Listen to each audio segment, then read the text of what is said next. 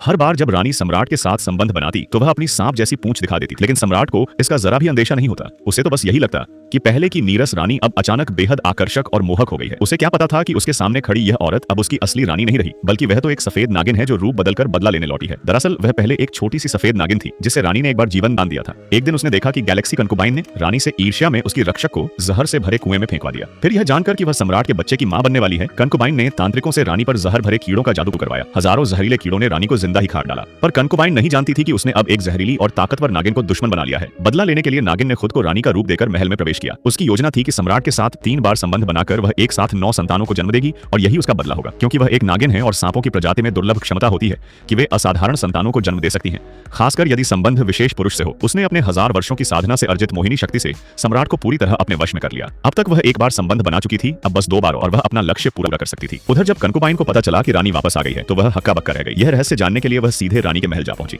जब उसने रानी को जीवित देखा तो वह समझ गई कि यह सब कुछ असामान्य, जरूर कोई जादू या छल है। वहीं से कंकुबाइन के बुरे दिन शुरू हो गए। नागिन, जो अब रानी के रूप में थी, ने उसे जमीन पर गिरवा दिया और सबके सामने अपनी चमकती हुई लाल नागिन आंखें दिखाई। तुम बहुत बोल रही हो, नागिन बोली। मैं तो तुम्हारे गर्भ में पल रहे बच्चे की वजह से तुम्हें छोड़ना चाहती थी, पर अब नहीं, अब तुम्हें सबक सिखाना होगा। कंकुबाइन चीखी। रानी तुम ही हो और रानी को मारने वाली भी तुम ही थी। तुम्हें यह सब इतना कैसे पता? नागिन ने घूरते हुए पूछा। कहीं तुम बस बहुत हुआ। तभी महल में शोर सुनकर सम्राट अंदर आया। कंकुबाइन ने अपनी गर्भावस्था का हवाला देते हुए खुद को पीड़िता दिखाने की कोशिश की और अब सम्राट पूरी तरह से नागिन के प्रभाव में था। उसने कंकुबाइन की बातों को नजरअंदाज कर दिया और सबके सामने नागिन को गोद में उठा लिया। कंकुबाइन यह सब देखकर सन्न रह गई। पहले सम्राट उसे बेहद चाहता था और अब वह उसे नजरअंदाज कर एक औरत को जिसे वह पहले ही मरवा चुकी थी फिर से गले लगा रहा था। कंकुबाइन सोच में पड़ गई, आखिर यह मरी हुई रानी जीवित कैसे हो सकती है? तभी उसे याद आया चमकती हुई लाल नागिन आंखें। उसे यकीन हो गया कि यह कोई नागिन है। अब उसने एक योजना बनाई। सम्राट के जन्मदिन पर आयोजित दावत में वह सारे पेयों में भालू का पित्त मिलवाएगी। कहा जाता है कि सांप इस गंध से बच नहीं सकते और तत्काल अपना असली रूप दिखा देते हैं, पर वह यह नहीं जानती थी कि तब तक नागिन और सम्राट के बीच दूसरा संबंध भी बन चुका होगा। अब बस एक बार और नागिन अपने 9 संतानों को गर्भ में धारण कर चुकी होगी। अब तुम ज्यादा दिन नहीं बचोगी, नागिन ने कहा। अब बस एक रात